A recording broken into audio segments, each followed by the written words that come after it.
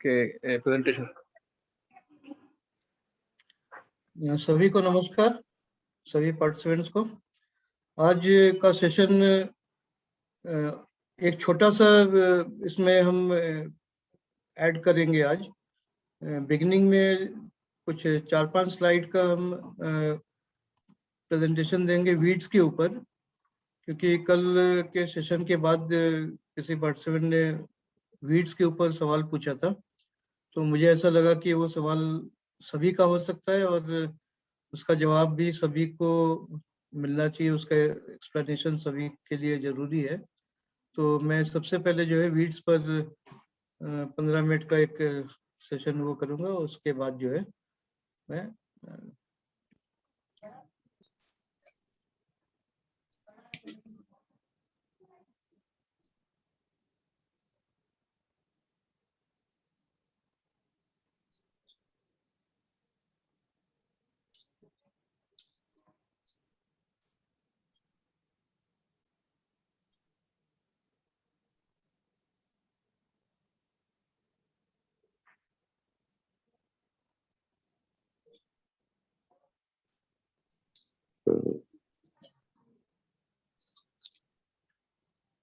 तो weeds as soil indicators.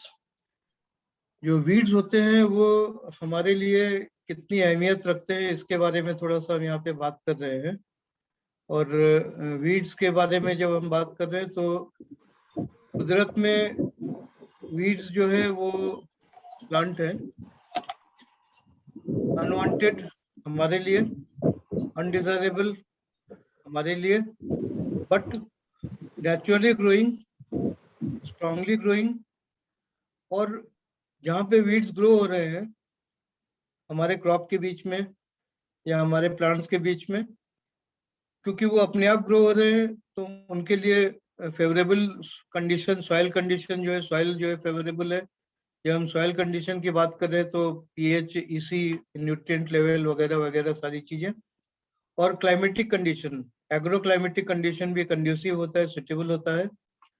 और इन सब के बीच में सारे जो समस्याएं होती हैं, जो दिक्कतें होती हैं, और उसमें हम भी दिक्कत क्रिएट करते हैं उनके लिए, क्योंकि हम उनको चाहते नहीं हैं। तो उन सब के बीच में वो ग्रो होता है और हमारे फसल के साथ कंपटीशन में ग्रो होता है और ज्यादा अच्छे से ग्रो होता है। इसीलिए हमको उससे परेशानी होती है। अगर हमारा फसल स्ट्रांग ग्रो करे, वीड कमजोर रहे, तो हमको उसकी तरफ इतना ध्यान देने की जरूरत नहीं पड़ती है, इतना सोचने की जरूरत नहीं पड़ती है। लेकिन जब हम फसल कहीं पे भी उगाते हैं, खासकर ओपन स्पेस में, जो जमीन होती है उसमें या खेतों में, खासकर किसानों के लिए ये समस्या है, बड़ी समस्या है। तो वहां पे वीड्स, जो मेन फसल है, जो जिस फसल को उगाया जा रहा है उससे ज्यादा तेज बढ़ता है, उससे ज्यादा स्वस्थ बढ़ता है, और उसमें जो समस्याएं हमारे फसल में होती हैं वो समस्याएं नहीं होती हैं।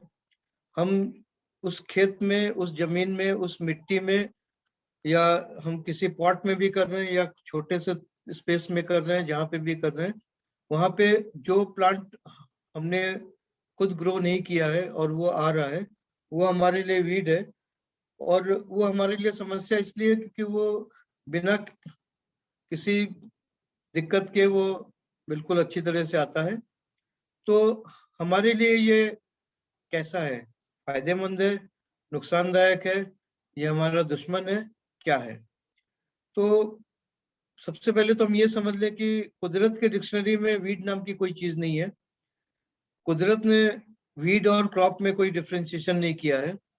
ये डिफ्रेंशिएशन, ये टर्मिनोलॉजी हमने दिया है।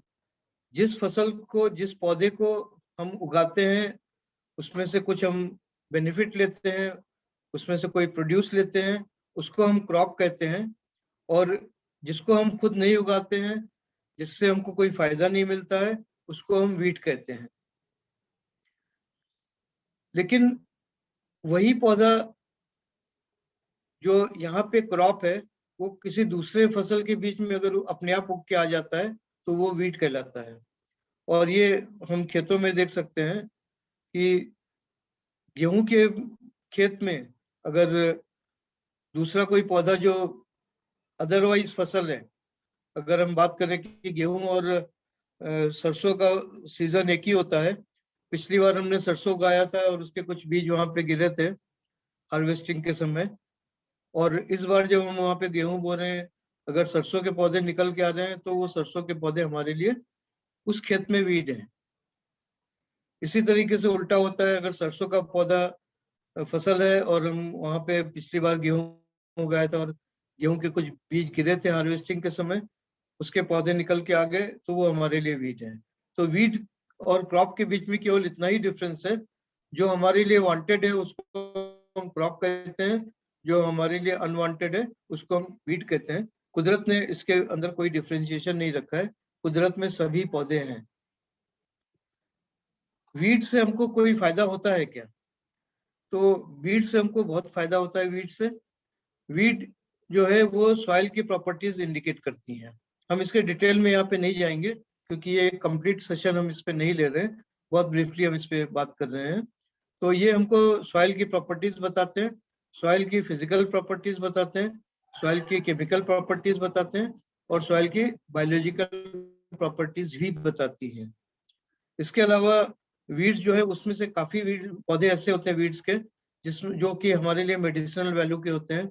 उनमें से बहुत सारे प्रकार के मेडिसिन बनते हैं, आयुर्वेदिक मेडिसिन बनते हैं, और दूसरे तरीके के मेडिसिन बनते हैं जो वीड से हमको मिलते हैं। इसके अलावा वीड जो है वो नेचुरल और लोकल रेमेडी पेस्ट और डिजीज के लिए भी है।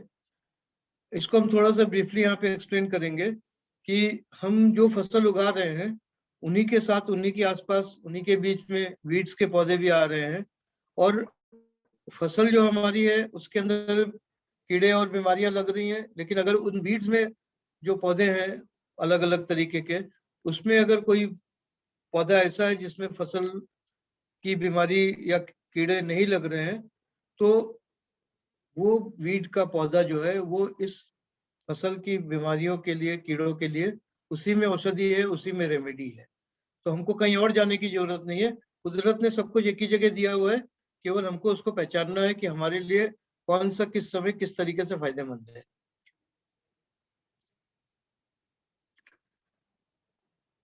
वीड्स के बहुत सारे और भी फायदे होते हैं।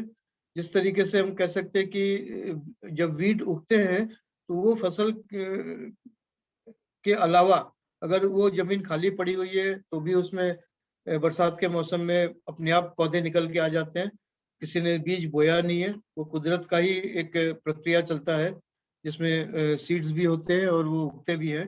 तो वो अलग अलग तरीके के होते हैं। एक कोई भी एरिया आप ले लीजिए, 10 स्क्वायर मीटर का एरिया ले लीजिए या एक आधा एकड़ का एरिया ले लीजिए, कितना भी एक स्पेस ले लीजिए जहाँ पे कभी कोई कल्टीवेशन नहीं होता है, सड़क के किनारे खुले मैदान में या कहीं पे भी बरसात के मौसम में हरियाली चारों तरफ रहती है।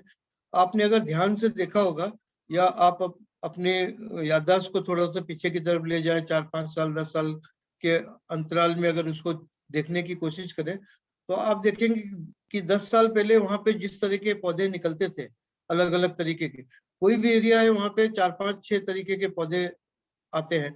इतना मिक्स रहता है, 4 से 6 प्रकार के पौधों का मिक्स रहता है, और वो कोई प्लान्ड तरीके से नहीं उगता, कोई कहीं से भी निकलता है। तो उसमें जो पहले थे और अभी है उसमें कुछ परिवर्तन है। कुछ पुराने पौधे आज नहीं दिख रहे हैं और कुछ नए पौधे जो पहले नहीं थे वो आ गए हैं। तो ये जो परिवर्तन है, कुदरत का नियम है परिवर्तन। तो यहाँ पे भी आपके चारों तरफ, आपके नजरों के सामने भी एक तरीके से ये निरंतर परिवर्तन होता रहता है, और वो परिवर्तन जो अलग अलग पौधों के रूप में होता है, अलग अलग तरीके के पौधे वहां पे आ जाते हैं, उनके बीज आ जाते हैं और वो उगते हैं। वो क्या करते हैं कि वो जमीन के अंदर जो न्यूट्रिएंट का लेवल है, अलग अलग लेयर में अलग अलग तरीके के न्यूट्रिएंट है, उनको बैलेंसिंग करने की कोशिश करता है। जो गहराई में है वो डीप रूटेड जो है वो उसको ऊपर लाता है, जो सरफेस में है, जो शैलो रूटेड है, उसको वो एब्जॉर्ब करता है। इस तरीके से जब फसल वो वीट सीजन खत्म हो जाता है तो वो वीट सूख जाते हैं और वहीं पे गिरते हैं, वहीं पे उस मिट्टी के साथ मिल जाते हैं। इस तरीके से मिट्टी के अंदर एक यूनिफॉर्मिटी जो है न्यूट्रिएंट का डिस्ट्रीब्यूशन ये करते हैं। इसके साथ और एक चीज करते हैं जो आपको सुन के थोड़ा सा सरप्राइज होगा कि वीड्स जो है वो एलिमेंट्स को क्रिएट भी करते हैं। जब मैं ये कह रहा हूँ कि एलिमेंट्स को क्रिएट करते हैं, तो वो किसी सॉइल में अगर किसी एलिमेंट की, किसी न्यूट्रिएंट की कमी है, तो उस जगह पे वो पौधा नहीं उगेगा जिसको उस न्यूट्रिएंट की ज्यादा जरूरत है, लेकिन कोई दूसरा पौधा वहां पे उग जाता है जिसको उस न्यूट्रिएंट की कम जरूरत होती है। और वो पौधा जो है उसके अंदर फिजियोलॉजिकल प्रक्रिया होती है जिससे वो पर्टिकुलर न्यूट्रिएंट, वो पर्टिकुलर एलिमेंट फॉर्म होता है, दूसरा एलिमेंट चेंज होता है दूसरे एलिमेंट में। इसका जो एक अगर साइंटिफिक एनालिसिस करें तो जो एक एलिमेंट जो है पीरियोडिक टेबल में, अगर जिनको पता है, तो पीरियोडिक टेबल में अपने आसपास के, अपने पहले या नेक्स्ट के उसमें चेंज होता है और इस तरीके से बैलेंसिंग होती है न्यूट्रिएंट की। वीड्स जो है अगर आ रहे हैं तो उनको आप जब निकालते हैं वीड्स को, तो उनको फेंकने की जरूरत नहीं है, वो नेचुरल ग्रीन मल्च का काम करते हैं। उनको आप मिट्टी को उनसे ढक दीजिए, वो मल्चिंग का काम करते हैं, वो मॉइस्चर को रिटेन करते हैं और धीमे धीमे वो मिट्टी के साथ मिलके उसको, उसके अंदर कंपोस्टिंग का भी काम करते हैं। इसके अलावा वीड जो है वो कुछ दूसरे जो बीमारियां होती हैं, अगर उन वीड्स में भी वो बीमारी या वो कीड़े आते हैं, तो आपकी जो मेन फसल है उनसे, उनको उस बीमारी के प्रकोप से थोड़ा सा बचाते हैं, क्योंकि कुछ एब्जॉर्ब, कुछ होस्ट उसके लिए वो बनते हैं, तो कुछ डाइवर्ट हो जाते हैं उनकी तरफ, क्योंकि कीड़े या बीमारी को तो प्लांट्स चाहिए, उनको क्रॉप से नहीं मतलब है कि ये क्रॉप है ये वीड है, उनको तो जो प्लांट सुटेबल लगता है उस पर वो जाते हैं। तो वीड के प्रेजेंस से अगर ससेप्टेबल प्लांट है उस बीमारी के लिए, उस कीड़े के लिए, तो एक्चुअली हमारे फसल को उस समस्या से थोड़ा सा रिड्यूस करता है, उसकी समस्या को कम करता है। इसके अलावा वीड जो है वो मिट्टी के क्वालिटी को भी बताते हैं, जैसे सॉगीनेस है या कॉम्पैक्ट है। कुछ वीड है जो सॉगी मिट्टी में आते हैं, कुछ होते हैं जो कॉम्पैक्ट मिट्टी में उगते हैं, कुछ एसिडिक सॉइल में आते हैं, कुछ अल्कलाइन सॉइल में आते हैं, या कोई जो हाई नाइट्रोजन में आते हैं, कोई लो नाइट्रोजन में आते हैं। तो इस तरीके से वीड को देख के हम समझ सकते हैं कि इस मिट्टी का प्रेजेंट कैसा है और इसका इतिहास कैसा है, ये किस तरह की मिट्टी थी या ये किस तरह की मिट्टी है।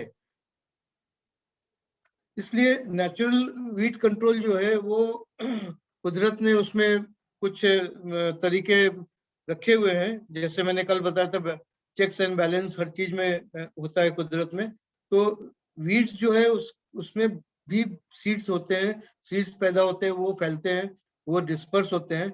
लेकिन इतने सारे जो वीड होते हैं जहाँ पे कोई कल्टीवेशन नहीं होता है, बरसात के मौसम में आप देखते हैं कि पूरी चारों तरफ हरियाली हो जाती है, इसके बाद अक्टूबर नवंबर में धीमे धीमे वो सूखना शुरू होता है, ब्राउन हो जाता है और फिर वो बिल्कुल मिट्टी में दब जाता है, मिल जाता है, और दिसंबर जनवरी फरवरी में हम देखते हैं कि वो जगह बिल्कुल कोई हरियाली नहीं है, कुछ नहीं है। तो जो सीड्स फॉर्म होते हैं इतने सारे होते हैं, लाखों करोड़ों में होते हैं, अगर सारे अगले साल उगने लगे तो पूरी धरती जो है इसी से भर जाए। तो सारे सीड नहीं उगते हैं, बहुत सारे सीड होते हैं जो इंसेक्ट्स के लिए और बर्ड्स के लिए और भी दूसरे ऑर्गेनिजम्स हैं, दूसरे एनिमल्स हैं सॉइल के ऊपर जिनके लिए ये फूड का काम करते हैं। बिकॉज सीड जो है, जैसे हम गेहूं उगा के खाते हैं तो क्या खाते हैं, उसका सीड ही तो खाते हैं। तो ऐसे ही जो बाकी प्लांट्स होते हैं उनके जो सीड्स होते हैं वो किसी इंसेक्ट के या किसी बर्ड्स के या किसी दूसरे एनिमल के फूड ही होते हैं, भोजन ही होते हैं। इसी तरीके से हम देखें तो सारे के सारे सीड जो है वो, उनमें कैपेसिटी नहीं होती है जर्मिनेट होने की, कुछ ही सीड होते हैं जो जर्मिनेट होते हैं। और इसको अगर आप ध्यान से देखेंगे तो पिछले कंटिन्यूअस, अगर आप कुछ सालों का इसमें ध्यान दें तो देखेंगे कि वीट की जो समस्या, जो नेचुरली उगते हैं, वो बहुत ज्यादा नहीं होते या बहुत कम नहीं होते, एक रेंज के अंदर वो चलता रहता है, कभी बहुत एक्स्ट्रा ऑर्डिनरी नहीं हो जाता। क्यों? क्योंकि सारे सीड जर्मिनेट नहीं होते, कुछ सीड जो है डैमेज हो जाते हैं, कुछ सीड जो है ज्यादा दब जाते हैं, कुछ सीड पानी में बह जाते हैं, बरसात में कुछ सीड जो है वो मिट्टी में सड़ जाते हैं। इस तरीके से करके जो है कुदरत ने अपना एक चेक्स एंड बैलेंस रखा है। तो मैं कहना ये चाह रहा हूँ कि हमको वीट कंट्रोल करने के लिए कोई दवाई या कोई कीटनाशक या कोई इस तरह का चीज इस्तेमाल नहीं करने की जरूरत है, जिससे कि कोई दूसरे तरीके का नुकसान एनवायरनमेंट को, इकोलॉजी को, इकोसिस्टम को हो। Thank you.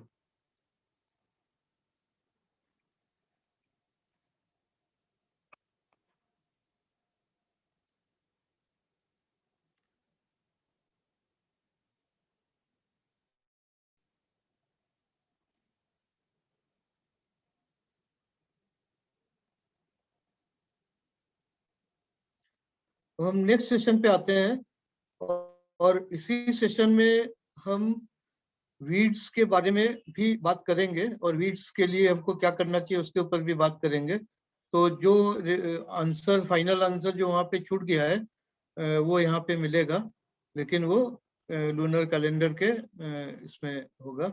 Application for lunar calendar in gardening. तो हमने अभी तक जो सेशन देखा है, इंक्लूडिंग आज का जो वीट का सेशन था, इसमें हमने देखा है जो हमारे सामने हो रहा है, जो हम खुद कर रहे हैं, या जो जमीन के ऊपर और सारे चारों तरफ कुदरत के अंदर, इकोसिस्टम के अंदर, एनवायरनमेंट के अंदर हो रहा है, उसी के ऊपर हमने बात किया, उसी को हमने समझने की कोशिश की। और उसमें हमने देखा कि हमने सब कुछ सही किया है, ठीक तरीके से कर रहे हैं, लेकिन फिर भी कुछ बातें ऐसी होती हैं जो या तो हमको समझ नहीं आती है, या हम उसको सब कुछ करते हुए भी देखते हैं कि कुछ ना कुछ समस्याएं फिर भी हो रही हैं। तो वो क्या है, उसमें ये बात आती है कि काफी ऐसी चीजें होती हैं जो हमको एटमॉस्फेयर के बाहर से होती हैं, और उसमें कॉस्मिक फोर्सेस होते हैं, जो आकाश से एनर्जी आती है, आकाश से फोर्सेस आते हैं। कॉस्मिक फोर्सेस, कॉस्मिक एनर्जी जो है, उसका एक बहुत बड़ा रोल होता है। मैं शुरू में थोड़ा सा ब्रीफली इसको एक्सप्लेन करूँ इसके पहले कि फर्स्ट स्लाइड पे मैं जाऊं। वो ये है कि कुदरत ने प्लांट्स को वो कैपेसिटी दी है कि कॉस्मिक एनर्जी को रिसीव करने के लिए।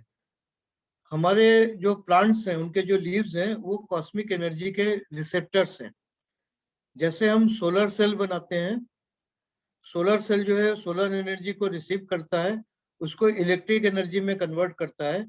इसी तरीके से प्लांट के जो लीव्स होते हैं वो भी सोलर एनर्जी को रिसीव करते हैं, और सोलर एनर्जी को रिसीव करके उसको अलग अलग तरीके से चेंज करते हैं, और चेंज करके उसको एनर्जी को मास में कन्वर्ट करते हैं। और मास में कन्वर्ट करने के बाद उस मास के फॉर्म में वो हमारे लिए फूड बनता है। शाकाहारी के लिए डायरेक्ट प्लांट्स है, और मांसाहारी के लिए शाकाहारी जो जंतु होता है, जो वेजिटेरियन एनिमल होता है, उसको कंज्यूम करने के बाद जो कार्निवोर एनिमल होता है, उसको वो फूड, वो एनर्जी मिलता है जो कॉस्मोस से प्लांट के थ्रू रिसीव हुआ है। हम फिर से सीजन के ऊपर थोड़ा सा बात करेंगे। हमने उस दिन दिखाया था कि ये इक्वेटर है, इक्वेटर के बाद जो है वो अलग अलग लैटिट्यूड्स है, जिसमें ट्रॉपिक ऑफ कैंसर होता है नॉर्थ में, और ट्रॉपिक ऑफ कैप्रिकॉर्न होता है साउथ में। तो पूरे ग्लोब को अगर हम नॉर्थ साउथ में देखें तो इस तरीके से 5 रीजन में डिवाइड किया गया है। तो ये जो पिंक वाला रीजन है ये इक्वेटर है, जो इक्वेटर के दोनों तरफ ये ट्रॉपिकल रीजन है। खासकर हम ट्रॉपिकल रीजन में और सब ट्रॉपिकल रीजन में है। इसमें जो ये जो है कुछ ड्राई एरिया है, इसके बाद टेम्परेट रीजन है जो कोल्ड एरिया होता है, उसके बाद कॉन्टिनेंटल होता है जो कि आइस जहाँ पे होता है, और इसके बाद जो है पोलर रीजन होता है जहाँ पे ग्लेशियर्स होते हैं, आइस ही होता है। यहाँ पे जो है स्नो होता है। स्नो और आइस में फर्क जो है आपको पता है। तो इस तरीके से ये ट्रॉपिकल एरिया है। ट्रॉपिकल एरिया में जो हम कल्टीवेशन होता है, कुछ चीजें जो है सब ट्रॉपिकल, ये येलो वाला जो है ये सब ट्रॉपिकल रीजन है। फिर टेम्परेट रीजन है। ये इतना ही पोर्शन है जो एग्रीकल्चर के लिए या कल्टीवेशन के लिए या प्लांट वगैरह उगाने के लिए है। उसके बियॉन्ड जो है उसमें किसी तरीके का प्लांट्स नहीं होता है, उगता नहीं है। सीजनल साइकिल को थोड़ा सा हम ब्रीफली समझने की कोशिश करेंगे। ये डायग्राम जो है ये हमने स्कूल में पढ़ा है सबने, 6th 7th 8th उस सब स्टैंडर्ड में, लेकिन वो और सिंपल हुआ करता था। बीच में सन है और यहाँ पे देखिए ये अर्थ जो है थोड़ा टिल्टेड होता है। हमने पढ़ा कि उस दिन पहले सेशन में हमने बात किया था, दूसरे सेशन में बात किया था कि 23 डिग्री टिल्टेड होता है, इसका एक्सिस जो है ये टिल्टेड है। तो ये इस तरीके से इक्वेटर इसका वो रहता है। और अर्थ जो है वो जैसे जैसे घूम रहा है वैसे दिन और रात होता है। सूरज के सामने वाला पोर्शन जो है वो दिन होता है, पीछे वाला पोर्शन जो रात होता है। और सूरज के चारों तरफ ये घूमता है तो सीजन चेंज होता है। क्योंकि यहाँ पे अगर आप देखेंगे तो ये नॉर्दर्न हेमिस्फीयर जो है ये इस पार्ट में ज्यादा सनलाइट है, इस पार्ट में कम सनलाइट है, अगर इस तरीके से देखेंगे। और इस अभी यहाँ पे अगर देखेंगे तो इस पार्ट में ज्यादा सनलाइट है, इस पार्ट में कम सनलाइट है। तो यहाँ पे समर है और यहाँ पे विंटर है। और इसी का उल्टा अगले सीजन में होता है। जब नॉर्थ में समर होता है तो साउथ में विंटर होता है, जब साउथ में समर होता है तब नॉर्थ में विंटर होता है। ये डायग्राम में हम इस चीज को समझ सकते हैं और इस तरीके से सीजन जो है वो चेंज होता है। हमारे यहाँ पे 6 सीजन होते हैं, जिसको यहाँ पे हमने जो इंडियन नेम से उसके हिसाब से हमने बताया है। वसंत होता है, ग्रीष्म है, वर्षा है, शरद है, हेमंत है और शिशिर है। और इनका जो इंडियन मंथ्स का जो नेम है वो यहाँ पे है, और उसको करस्पॉन्डिंग जो इंग्लिश मंथ है वो हमने यहाँ पे दिया हुआ है। और इस डायग्राम में हमने उन सीजन को 6 सीजन को डिवाइड करके, हम इसके डिटेल में नहीं जा रहे हैं, ये आप आराम से इसके बाद वीडियो को बार बार देख के इसको समझ सकते हैं, इसको रोक के भी देख सकते हैं। यहाँ पे ये इंडियन मंथ्स हैं, यहाँ पे जो इंग्लिश मंथ्स हैं ये सीजन्स हैं। तो यहाँ पे आप ये देखिए कि middle of the month English month से middle of the English months मतलब 2 महीने और ये आधा और ये आधा, तो 6 सीजन है, 3-3 महीने का ये एक सीजन होता है। इस तरीके से अगर हम देखें तो सारे सीजन है, 6 सीजन हमारे 2-2 महीने के होते हैं, ठीक है। और ये 6 सीजन का नाम है। ये डायग्राम थोड़ा सा कॉम्प्लिकेटेड है लेकिन उसी का थोड़ा सा एक्सपेंशन है। और इसमें जो है हमारे सीजन के साथ हमारा जो कल्चर है हमारे देश का, उसमें सीजन और हमारा जो कल्टीवेशन है, हमारा जो फेस्टिवल है, हमारे जो ट्रेडिशन है, वो सारे एक दूसरे के साथ बहुत गहराई से जुड़े हुए निहित हैं। तो यहाँ पे इसी चीज को बताने की कोशिश किया गया है कि अलग अलग सीजन में अलग अलग जो फेस्टिवल्स होते हैं और अलग अलग सीजन में जो कल्टीवेशन से रिलेटेड जो फेस्टिवल होते हैं उसको यहाँ पे दिखाया गया है। बस ये इतना ही, हम इसमें ज्यादा डिटेल में इसको नहीं बोलेंगे। और इसके बाद हम आते हैं कि जो हमने लूनर कैलेंडर का बात किया है, तो लूनर कैलेंडर में ये 4 फैक्टर जो है, ये 4 कॉस्मिक ऑब्जेक्ट जो है वो इम्पोर्टेंट है, जिसमें सन है, मून है, अर्थ में हम खुद हैं, और इसके अलावा जो राशि है, ज़ोडिएक साइन जिसको इंग्लिश में बोलते हैं, वो सारे हैं। इसको थोड़ा सा मैं एक्सप्लेन करता हूँ। ये सन जो है सोलर सिस्टम के सेंटर में है और उसके चारों तरफ जो डिफरेंट प्लैनेट्स है वो घूम रहे हैं, जिसमें ये जो है ये अर्थ है, और अर्थ के का जो सैटेलाइट है वो यहाँ पे छोटा सा ये मून है जो अर्थ के चारों तरफ घूम रहा है, ठीक है। तो इसको अगर सेंटर मान ले हम अर्थ को, क्योंकि हम खुद अर्थ के ऊपर हैं, तो अर्थ के सामने इस एंगल के अंदर अगर देखिए तो ये सन है, और सन के पीछे कोई एक ज़ोडिएक साइन है। ये ज़ोडिएक साइन जो है ये इस तरीके से है। तो सन के पीछे जो साइन है उसमें उसको हम कहते हैं कि सन जो है वो उस साइन से ट्रेवल कर रहा है। जब अर्थ यहाँ पे आ जाएगा तो ये एंगल जो है वो इधर आ जाएगा, और तब सन के पीछे ये वाला साइन होगा, और तब हम कहेंगे कि सन जो है इस साइन से ट्रेवल कर रहा है। मतलब इस साइन का जो एनर्जी है, ये ज़ोडिएक साइन क्या होता है, ये बहुत सारे स्टार होते हैं। बहुत सारे स्टार मतलब बहुत सारे सन, क्योंकि सन भी एक स्टार है। बहुत दूर से अगर यूनिवर्स के किसी बहुत दूर के कोने से अगर हम देखें तो सन भी एक स्टार के जैसा दिखेगा। क्योंकि हम सोलर सिस्टम में, तो सन हमको इतना बड़ा एक लाइट का एक सोर्स दिखता है। तो इस तरीके से अगर हम देखें तो ये सारे एंगल जो है ये एंगल के अंदर 12 भाग में है, 12 जोडियक साइन। और ये जोडियक साइन जो है ये जैसे जैसे अर्थ मूव करता है और सन के सामने से ट्रेवल करता है, सन के पीछे वाला जो जोडियक साइन होता है उसका इफेक्ट जो है सन के थ्रू हमारे अर्थ पर पड़ता है। और इसी तरीके से मून जब सन ये अर्थ के चारों तरफ घूमता है तो एग्जैक्टली उसी तरीके से मून के पीछे का जो जोडियक साइन है उसका इम्पैक्ट मून के थ्रू हमारे अर्थ पर पड़ता है। और जो एस्ट्रोलॉजी में जो बातें होती है राशि नक्षत्र की राशि की, वो इसी तरीके से होती है।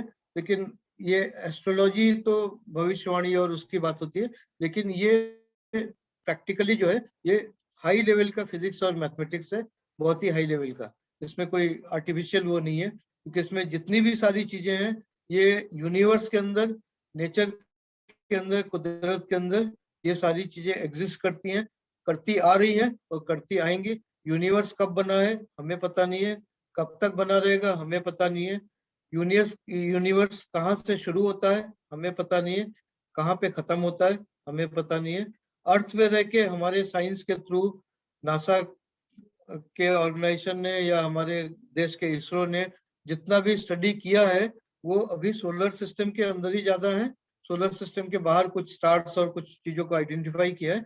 और ये सारी चीजें बहुत सालों से, हजारों साल से हमारे देश के जो पुराने जो ऋषि मुनि है, वैज्ञानिक है, उन लोगों ने काफी कुछ वो किया है। उसके बेसिस पे बहुत हाई फिजिक्स और मैथमेटिक्स के ऊपर से ये चीजें बनी है। और ये जो कॉस्मिक एनर्जी जो आती है हमारे पृथ्वी पर जो पड़ती हैं, सभी ग्रहों पर पड़ती हैं, लेकिन हमारे पृथ्वी पर जो सारे का जो एक नेट रिजल्ट जो आता है वो हर एक ऑर्गेनिज्म के ऊपर पड़ता है। यहाँ पे हम बात करेंगे कि हमारे प्लांट के ऊपर, हमारे क्रॉप्स के ऊपर उसका क्या प्रभाव पड़ता है, किस तरीके से पड़ता है, उसको हम समझेंगे।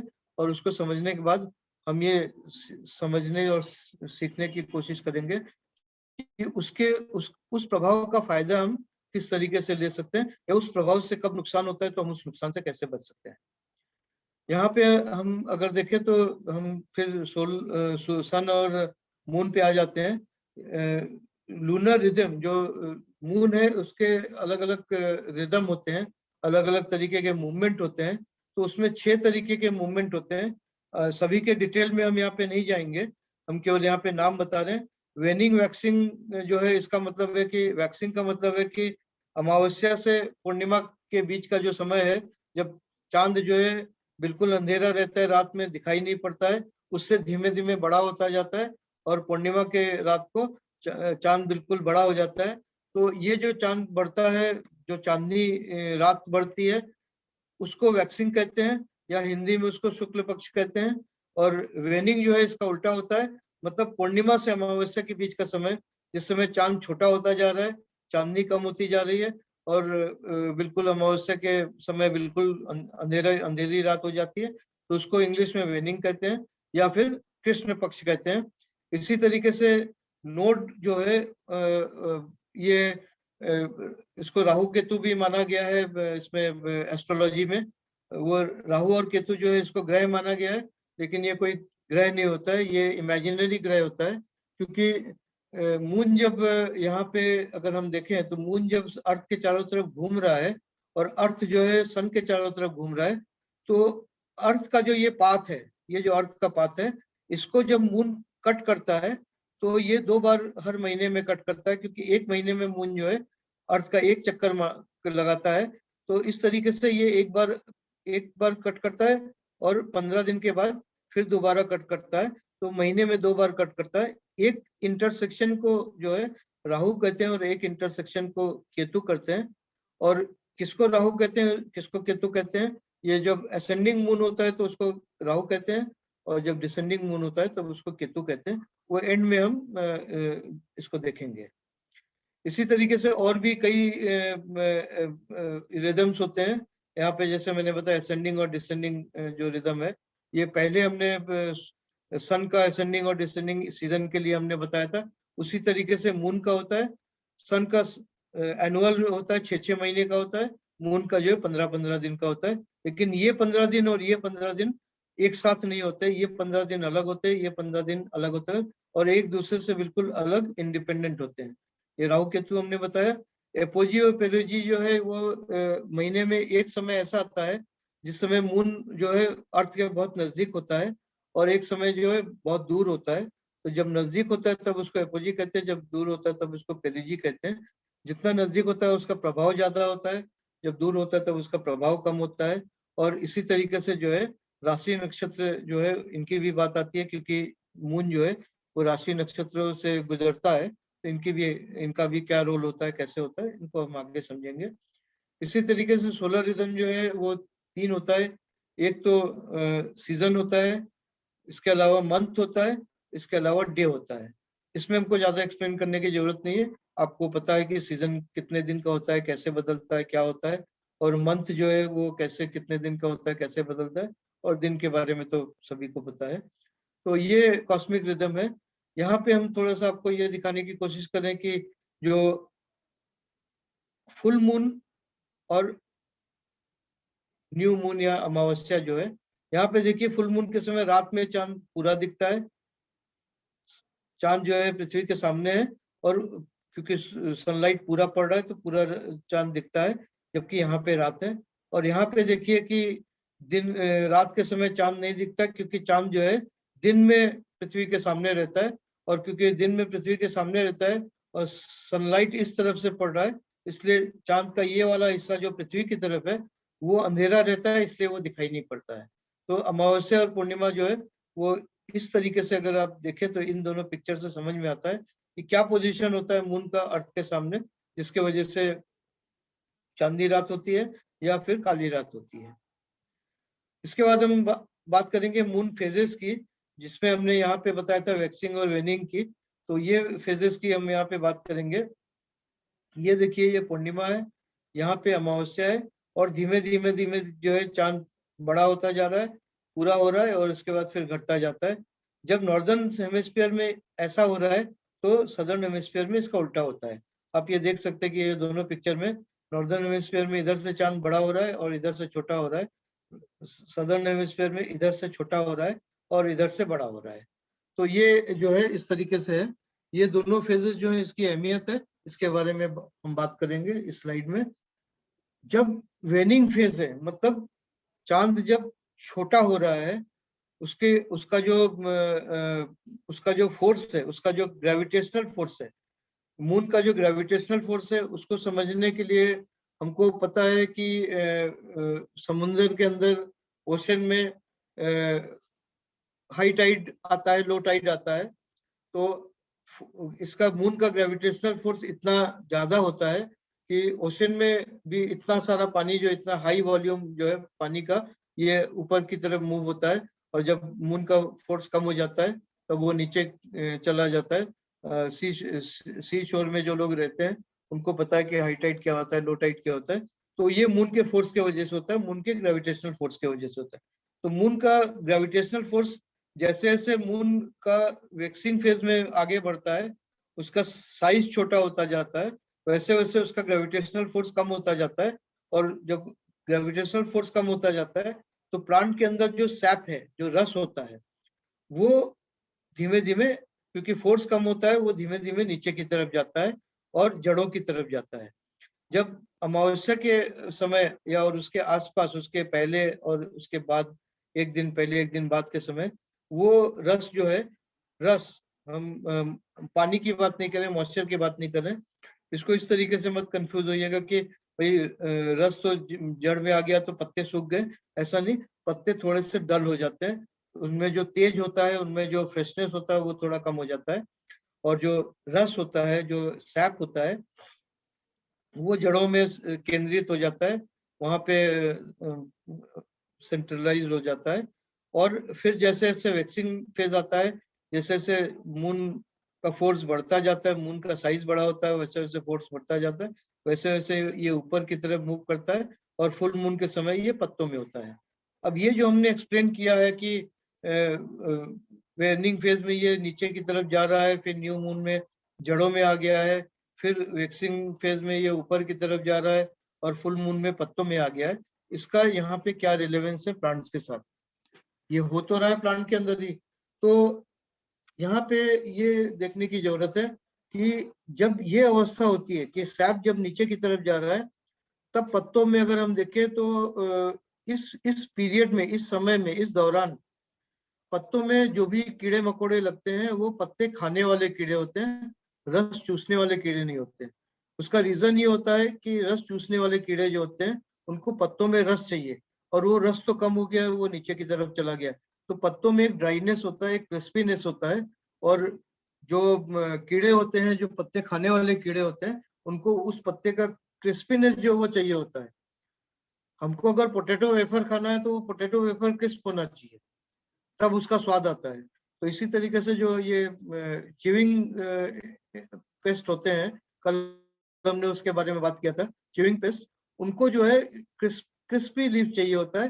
तो वो उनका अटैक, उनका पॉपुलेशन, उनका लाइफ साइकिल इस तरीके से कुदरती तौर पर उनका लाइफ साइकिल इस तरीके से एडजस्ट किया हुआ है कि जब ये सिचुएशन रहता है तब उनका पॉपुलेशन बढ़ता है। और इस समय जब फुल मून, ये न्यू मून रहे, रस जो है, सैप जो है जड़ों की तरफ है, पत्तों में सबसे कम है, क्रिस्पीनेस सबसे ज्यादा है, उस समय इन पेस्ट का, जिसमें हॉपर्स हैं या बीटल्स हैं या बग्स हैं या कैटरपिलर्स हैं, इस तरह के जो पेस्ट होते हैं उनका सबसे ज्यादा प्रकोप होता है और उनका अटैक सबसे ज्यादा होता है। इसका उल्टा होता है, जैसे जैसे ये ऊपर की तरफ जाते हैं इनका लाइफ साइकिल खत्म होता रहता है और ये अगले स्टेज में जाते हैं और ये रस ऊपर जाता रहता है। और जो सैप सकिंग पेस्ट होते हैं उनका प्रकोप बढ़ता है और पूर्णिमा के समय उनका पॉपुलेशन सबसे ज्यादा होता है, उनका अटैक सबसे ज्यादा होता है, क्योंकि उनको पत्तों में रस चाहिए होता है। इसी तरीके से डिजीज की अगर बात करें तो जब ये स्टेज आ रहा है और ये स्टेज आ गया है, उस समय रूट के अंदर जो सॉइल बॉर्न जो डिजीजेस होते हैं उनका अटैक ज्यादा होता है। और जैसे जैसे ये ऊपर की तरफ जाता है तो उनका उस समय अटैक उनका कम रहता है। लेकिन जो लीफ पे जो अटैक होते हैं, फंगल या बैक्टीरियल अटैक होते हैं, वो इस समय होते हैं ज्यादा, क्योंकि इस समय पत्तों में नमी होती है और उनके जो स्पोर्स होते हैं वो जेमिनेट होते हैं, जैसे हमने कल एक्सप्लेन किया था। तो वो क्यों होता है, कैसे होता है, वो इस पिक्चर से आप समझ सकते हैं। इसी तरीके से बोरिंग पेस्ट की अगर बात करें तो बोरिंग पेस्ट का भी समय जो है कुछ इसी पीरियड में होता है या इसी पीरियड में होता है।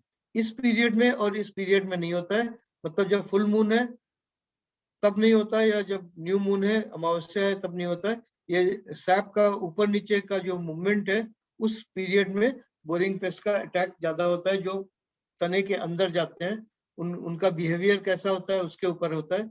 कई तरह के बोरिंग पेस्ट होते हैं, कुछ होते हैं जो ट्री में बोरिंग करते हैं, तो उनको ड्राई वो चाहिए होता है। तो जब नीचे की तरफ जा रहा है और रस जो है रूट में है, तो उस समय इनका अटैक शुरू होता है और इस स्टेज में अटैक बढ़ता है।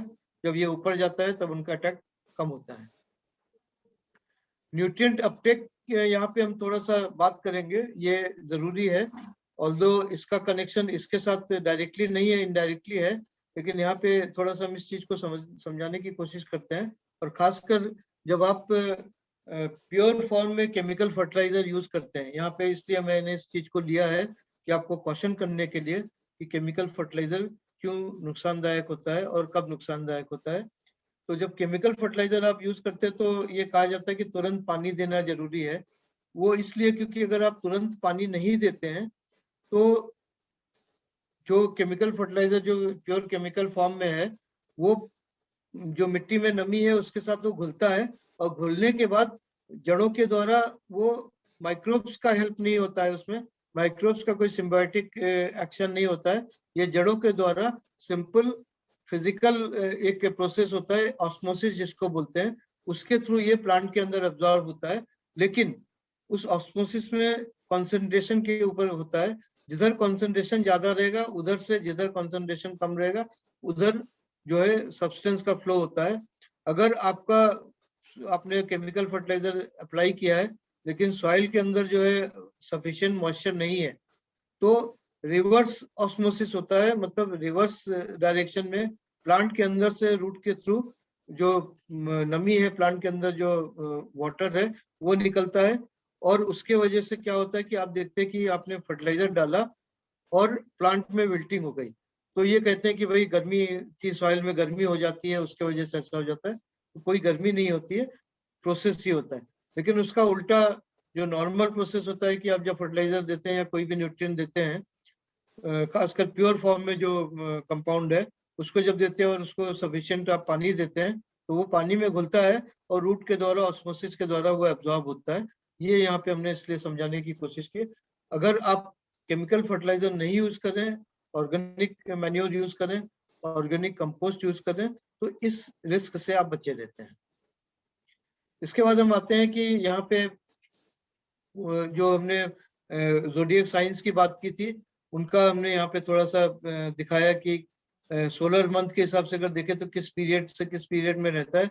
जिनको सन साइन में विश्वास है उनको इसके बारे में पता होगा, हम डिटेल में नहीं जाएंगे। लेकिन ये जो है लिस्ट है ज़ोडिएक साइंस का, राशियों का, इसमें एरीज है मेष राशि, टॉरस जो है वो वृषभ राशि है, जेमिनी जो है वो मिथुन राशि है, फिर कैंसर कर्क राशि, लियो सिंह राशि, वर्गो जो है वो कन्या राशि, लिब्रा जो है तुला राशि, स्कॉर्पियो का मतलब वृश्चिक राशि, सैगिटेरियस धनु राशि, कैप्रिकॉर्न मकर राशि, एक्वेरियस कुंभ राशि और पाइसेस जो है ये मीन राशि। यहाँ पे आप देखिए कि जिनको थोड़ा सा इसके बारे में मालूम है, राशि के बारे में, ये थोड़ा सा समझना जरूरी है आगे के स्लाइड के लिए। ये जो राशि का जो लिस्ट है, वो एरीज जो है मेष राशि जो है ये अग्नि राशि होता है, फायर साइन होता है, जिनको इसके बारे में थोड़ा सा पता होगा। 4 ग्रुप में ये सारे 12 राशियों को डिवाइड किया गया है, जिसमें फायर साइन है, यहाँ पे आप देख सकते हैं फायर साइन है। इसके बाद टॉरस जो है अर्थ साइन है, फिर जेमिनी जो है वो एयर साइन है, फिर कैंसर वाटर साइन है, फिर यही पैटर्न जो है रिपीट होता है, फायर अर्थ एयर और वाटर, फिर फायर अर्थ एयर और वाटर। तो ये जो राशि है इनका एलिमेंट जो है यहाँ पे मेंशन किया हुआ है, और इनका हर एक का रूलिंग प्लैनेट होता है। इनका भी इनकी जो एनर्जी हमारे पृथ्वी पर पड़ती है, हमारे अर्थ पर पड़ती है, इनका डीप कनेक्शन होता है। कैसे होता है हम इसको आगे देखेंगे। तो ये है जो कनेक्शन है राशि का और एलिमेंट्स का। जितने भी हम हमारे पौधे होते हैं जिनको हम as a crop as a फसल उगाते हैं, उन किसी भी पौधे को हम अगर ले लें तो उनको 4 ग्रुप में डिवाइड किया जा सकता है। उनके जो एडिबल पार्ट होते हैं, जो हमारे लिए फसल है, जो हमारे लिए हमारे कंजम्पशन के लिए जो पार्ट है, उसके हिसाब से अगर हम देखें तो 4 ग्रुप में डिवाइड किया जा सकता है। पहला होता है फ्रूट या फिर सीड। अब जैसे मैं सीड कहा तो सीड का मतलब ये है कि जैसे गेहूं है या चावल है या मक्का है, इसमें कोई फ्रूट नहीं होता है, सीधे सीधे सीड होता है जिसको हम निकालते हैं और कंज्यूम करते हैं। या कोई दूसरा जैसे फ्रूट होता है जिसमें बहुत सारे फ्रूट हैं, कुछ वेजिटेबल्स के फ्रूट्स हैं और दूसरे फ्रूट होते हैं, लेकिन फ्रूट के अंदर ही सीड होता है। तो जितने भी फ्रूट एंड सीड्स हैं उनको फायर साइन में ग्रुप में, फायर साइन के ग्रुप में लिया गया है, जिसके एडिबल पार्ट, उन फसलों के एडिबल पार्ट जो है वो फ्रूट होते हैं। उसमें एरीस आ गया, इसके अलावा जो है ये लियो आ गया और सैगिटेरियस आ गया। ये 3 राशि जो है वो फायर साइन है, ठीक है। इसके बाद कुछ फसल होते हैं जिनका अंडरग्राउंड पार्ट जो है, जैसे मूली है, गाजर है, या कांदा है, अनियन है, लहसुन है, वगैरह वगैरह, जितने भी जमीन से निकलने वाले फसल है, आलू है, ये सारे जो है ये अर्थ साइन के ग्रुप में लिया गया, क्योंकि ये जमीन के अंदर होते हैं। और इनके 3 साइन है, ये टॉरस है वृषभ राशि है, या फिर वर्गो है कन्या राशि है, और या फिर यहाँ पे कैप्रिकॉर्न है मकर राशि है।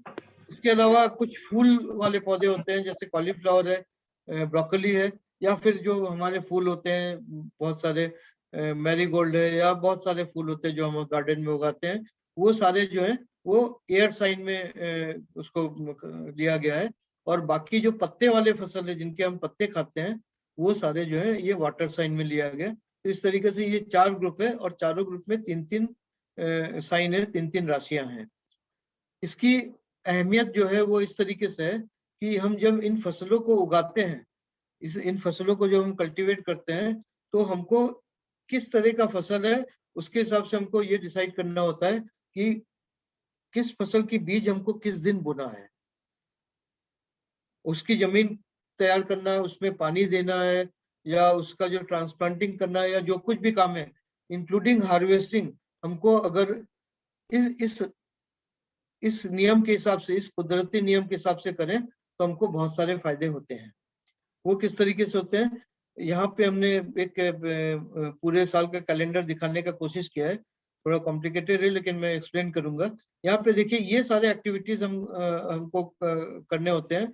सीड जब हम सोइंग करते हैं तो उसका जर्मिनेशन होता है, और सॉइल प्रिपरेशन करना होता है, सीडलिंग तैयार हो गया तो ट्रांसप्लांटिंग करना होता है, या श्रब्स में या ट्रीज में या पौधों में प्रूनिंग करना होता है जैसे मैंने पहले बताया, या खाद वगैरह देना होता है जैसे, या फिर उसको जो ट्रेनिंग करना है उसको सपोर्ट देना है। तो इस तरीके से डिफरेंट तरीके की एक्टिविटी होती है।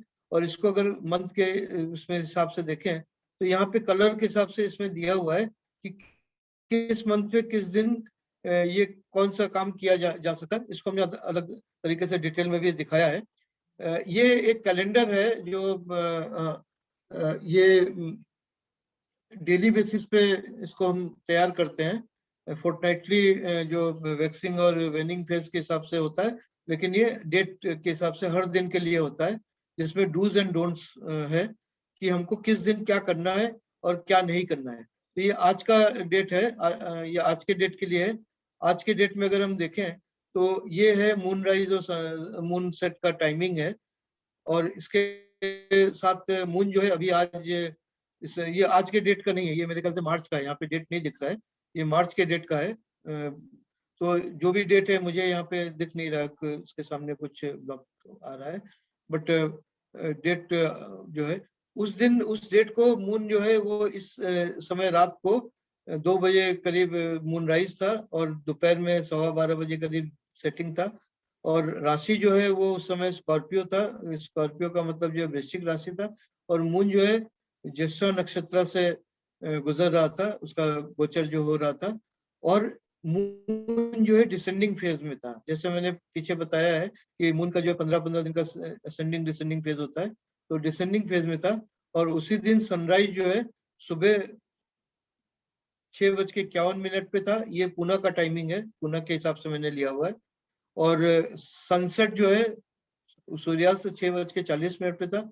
सन जो है वो 1 महीने के हिसाब से पीछे हमने चार्ट में दिखाया है कि जो मंथ्स है उसके हिसाब से एक्वेरियस कुंभ राशि में था उस समय मार्च के महीने में, और नक्षत्र जो पूर्व भाद्रपद था, और असेंडिंग फेज में था। सन जो है वो दिसंबर 22 तारीख के बाद से लेके और जून के 21 तारीख तक असेंडिंग फेज में रहता है, फिर 22 जून से लेके और 21 दिसंबर तक वो डिसेंडिंग फेज में रहता है, मतलब नॉर्थ से साउथ की तरफ जाता है, ट्रॉपिक ऑफ कैंसर से ट्रॉपिक ऑफ कैप्रिकॉर्न की तरफ जाता है जून से लेके दिसंबर तक, 22 जून से 21 दिसंबर तक। और फिर ट्रॉपिक ऑफ कैंसर से ट्रॉपिक ऑफ कैप्रिकॉर्न से ट्रॉपिक ऑफ कैंसर की तरफ आता है दिसंबर 22 से जून 21 तक।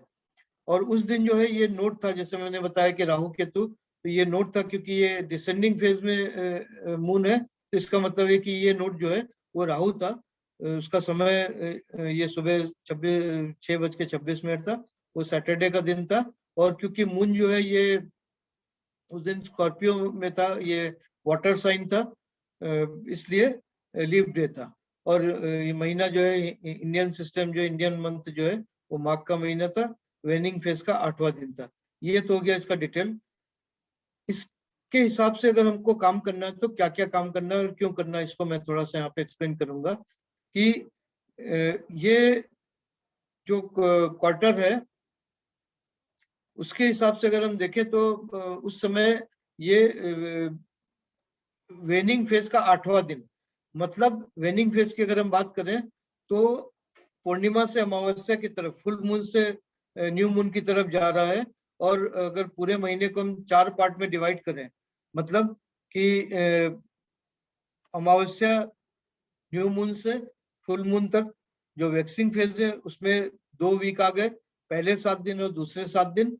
उसके बाद फुल मून आया, फुल मून के बाद फिर पहला 7 दिन, फिर अगला 7 दिन, और फिर से न्यू मून आता है, अमावस्या आता है। तो इसको अगर 4 वीक को हम अलग अलग डिवाइड करें तो वैक्सिंग फेज में जो पहला वीक है वो फर्स्ट वीक हुआ, उसके बाद सेकेंड वीक हुआ, फिर थर्ड वीक हुआ, और ये जो है फोर्थ वीक का पहला दिन हुआ। 8th डे अगर वेनिंग फेज का है तो फोर्थ वीक का पहला दिन हुआ।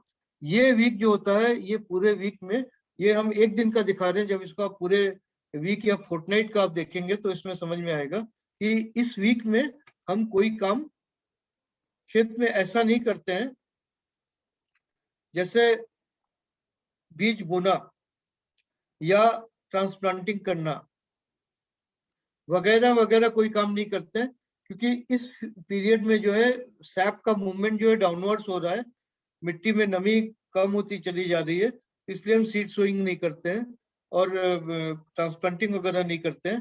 हम कोई भी काम नहीं करते हैं। हम क्या करते हैं उस समय, वो सारे काम करते हैं जो बाकी 3 वीक में हम नहीं कर सकते। जो उसमें है, पहला है वीडिंग। ने पीछे के सेशन में जो ब्रीफली हमने बताया था कि वीड के बारे में बताया था, और उसका हमने बताया था कि वीड का कंट्रोल कैसे करना है। तो ये जो वीक है, मतलब फोर्थ वीक जो है, इस वीक में मतलब वेनिंग फेज का जो 8th डे से 14th डे तक का जो समय है, उसमें आप वीडिंग कर सकते हैं, जिस समय सैप डाउनवर्ड जा रहा है, रूट की तरफ जा रहा है। या प्लांट्स में आप प्रूनिंग कर सकते हैं, जैसे जो डेड ट्विग्स हैं, जो सूखे हुए जो ब्रांचेस हैं, या जो ब्रांचेस आपको नहीं वो करना है, उसको इस समय कर सकते हैं, क्योंकि इस समय सैप का प्रवाह नीचे की तरफ है, प्लांट में अंदर की तरफ है। उस समय जब आप किसी भी पार्ट को कट करेंगे तो वहां से कोई रस नहीं निकलता है। लेकिन इसके उल्टे समय में अगर आप सेकेंड वीक में या फर्स्ट वीक में, मतलब पूर्णिमा के ठीक बाद, या जब अमावस्या से पूर्णिमा की तरफ जा रहे हैं वैक्सिंग फेज में, जब हम फर्स्ट वीक में या सेकेंड वीक में, उस समय अगर आप प्रूनिंग करेंगे तो आप देखते हैं कि कुछ समय के बाद वहां पे जो जहाँ पे आपने कट किया है ब्रांच को, वहां पे कुछ फंगस लग जाता है, कुछ बीमारी लग जाती है, वहां से सड़ना शुरू हो जाता है, गलना शुरू हो जाता है। क्यों? क्योंकि वहां से ऊजिंग होती है, क्योंकि सैप ऊपर की तरफ जा रहा है, वहां से कटा हुआ है, वहां से बाहर निकलता है, और बाहर निकलने के बाद वहां पे फंगल ग्रोथ होता है, क्योंकि उसमें शुगर होता है और बाकी जो चीजें प्लांट के अंदर तैयार होती है, वो सारी चीजें होती है। तो उससे क्या होता है कि वहां पे फंगल ग्रोथ होता है, फंगल अटैक होता है। लेकिन आप इस वीक में अगर करते हैं, फोर्थ वीक में अगर करते हैं, तो क्योंकि सैप नीचे की तरफ जा रहा है, तो फंगल अटैक से बचा रहता है। इसी तरीके से मेडिसिनल प्लांट्स जो है, जिसका अगला सेशन होगा मेडिसिनल प्लांट्स के ऊपर, मेडिसिनल प्लांट्स के जो कोई भी फल हो या पत्ते हो या कोई भी पार्ट है जो जमीन के ऊपर है, अगर वो पार्ट आपके लिए मेडिसिनल वैल्यू का है, उसकी हार्वेस्टिंग, उसकी कटिंग, उसकी पिकिंग जो है वो इसी वीक में करनी चाहिए। ये 8th डे जो है, ये फर्स्ट डे है उस वीक का, और 14th डे, ये जो फोर्थ वीक है, मतलब कि अमावस्या के पहले का जो वीक है, प्रीवियस वीक है, जो अमावस्या के ठीक पहले का जो वीक है, उस वीक में आपको ये सारे काम अगर करेंगे। मेडिसिनल प्लांट का क्यों हमने बताया कि उस समय क्योंकि सैप नीचे की तरफ जा रहा है, तो लीफ के अंदर या फ्रूट के अंदर या जो भी एडिबल मेडिसिनल वैल्यू का पार्ट है, उसके अंदर उसका जो पोटेंसी होगा, उसका जो कंटेंट होगा, उसका जो कॉन्स्टेंट है, जो है मेडिसिनल प्रॉपर्टीज जो है, वो सबसे ज्यादा होगी। इसी तरीके से application of plant protection solution जो है, जो दवाइयां डालनी है कीड़े के लिए, जैसे मैंने पीछे बताया कि किस समय किस प्रकार के कीड़े लगते हैं, उनका आप स्प्रे कर सकते हैं बीच में, अगर ज्यादा दिख रहा है, समस्या कुछ है और स्प्रे करना चाहते हैं। इसके पहले हमने कल बताया था वीकली बेसिस पे करना है, तो वीकली बेसिस पे करना है, तो वीकली बेसिस पे कब करना है? अमावस्या के एक दिन पहले, या एक दिन बाद, पूर्णिमा के एक दिन पहले, या एक दिन बाद, और बीच में जो है, जो बीच में जो वीक पड़ता है, पहला वीक खत्म हो रहा है, दूसरा वीक शुरू हो रहा है, या तीसरा वीक खत्म हो रहा है, चौथा वीक शुरू हो रहा है, मतलब वीक का 7वां दिन या 8वां दिन, मतलब उस फेज का 7वां या 8वां दिन जो है, उनमें आप स्प्रे कर सकते हैं। स्प्रे करने का समय जो है वो मॉर्निंग के समय होना चाहिए, और मॉर्निंग में जनरली विंटर में अगर हम बात करें तो 9:30 के पहले कर लेना चाहिए, और अगर समर में बात करें तो 9 o'clock के पहले कर लेना चाहिए। उसका रीजन क्या होता है, इसके ये स्लाइड के बाद में बताऊंगा। इसके अलावा जो है scouting of paste and diseases, मतलब जो भी कीड़े मकोड़े जिस भी तरीके के हैं उनको आप चेक करते रहिए, देखते रहिए। जैसे मैंने बताया कब सकिंग पेस्ट आता है, कब च्यूइंग पेस्ट आता है, या कब लीफ में डिजीजेस आ रहे हैं। ये सारी चीजें जो इसके साथ आप जब चेक करते रहेंगे रेगुलर, जब भी आपको समय मिले आप ध्यान देंगे, तो आपको पता चलेगा कि जो हमने बताया उसके साथ आप रिलेट कर सकेंगे। और वो चेक करने का जो समय होता है, सबसे अच्छा समय होता है अर्ली मॉर्निंग। सुबह उठ के आप पौधों के साथ अगर थोड़ा सा समय बिताएं, उनके साथ अगर इंटरेक्शन करें, उनके साथ आप इमोशनली बात करें, तो उनको वो भी आपके साथ जुड़ते हैं, क्योंकि पौधे जो होते हैं, प्लांट जो होते हैं, उनमें बहुत स्ट्रॉन्ग इमोशनल सेंस होता है। अगर इरिगेशन देना है तो इस वीक में जो इरिगेशन है वो थोड़ा हैवी देना होता है। जब भी पानी देना है पौधों को तो शाम के टाइम पे देना चाहिए। ये सारी चीजें हम थोड़ा सा बताएंगे कि सुबह और शाम का जो कारण है वो क्या है। शाम के टाइम में देना चाहिए, और साधारणतः 4:30 बजे के बाद अगर आप पानी दे रहे हैं तो ज्यादा अच्छा है। और उसके लिए कितना पानी देना है, कब देना है कि नहीं देना है, उसके लिए जैसे मैंने पहले दिन बताया था, सॉइल मॉइस्चर मीटर से अगर आप रूट जोन में चेक करें कि मॉइस्चर कैसा है। ऐसा नहीं है कि हमने बताया कि इस नियम के हिसाब से पानी देना है तो देना है। अगर मॉइस्चर सफिशिएंट है, जो रेंज हमने बताया उस रेंज के अंदर है, तो पानी देने की जरूरत नहीं है। और इसके अलावा यहाँ पे देखिए नोट की हमने बात की है, उस दिन उस डेट को नोट था, तो हमने यहाँ पे बोला है कि कोई भी फील्ड वर्क नहीं है होना है। 6:26 पे नोट है, जो पॉइंट है इंटरसेक्शन का जो समय है वो 6:26 है। तो उसके पहले 4 घंटे और उसके बाद के 4 घंटे जो वो महत्वपूर्ण होते हैं। और उस पीरियड में उसके उस समय से पहले 4 घंटे और उस समय से बाद के 4 घंटे में किसी भी तरीके का काम आपके प्लांट के साथ, मिट्टी के साथ नहीं करना है। तो ये क्योंकि फार्मर्स के हिसाब से बनाया हुआ तो इसलिए हमने फील्ड वर्क लिखा है, या गार्डनिंग वर्क कह सकते हैं। कोई भी काम नहीं करना, किसी तरीके से उनको टच नहीं करना, उनको पानी नहीं देना, कोई भी काम नहीं करना है, कोई स्प्रे नहीं करना है। इसके अलावा इस वीक में, पूरे वीक के लिए हमने बोला है कि सीडलिंग ट्रांसप्लांटिंग, सीड सोइंग वगैरह वगैरह किसी भी क्रॉप का जो है नहीं करना है। ये एक दिन का है। अब हम आते हैं कि हमने जो समय बताया है और इसका क्या कारण है। तो सबसे पहले मैं ये बताऊं कि जो हमारा जो पूरा दिन का जो साइकिल होता है, उसको अगर हम थोड़ा सा समझने की कोशिश करें, तो हम ये बोलते हैं कि सुबह का समय, दोपहर का समय, तो ये दोपहर का समय जो होता है ये दूसरा पहर होता है। सुबह का समय जो होता है वो पहला पहर होता है। अगर दिन को हम 4 भाग में डिवाइड कर दें, तो दिन का मतलब है सूर्य उदय, सनराइज से सनसेट जो है वो दिन माना गया है। इंग्लिश कैलेंडर के हिसाब से नहीं, इंग्लिश सिस्टम के हिसाब से नहीं, इंग्लिश डेट के हिसाब से नहीं, क्योंकि वहां पे डेट जो है वो रात को 12 बजे चेंज होता है। और मिड डे जो होता है वो दोपहर में 12 बजे होता है। लेकिन यहाँ पे जो है वो रात के 12 बजे और दिन के 12 बजे की अहमियत वही है।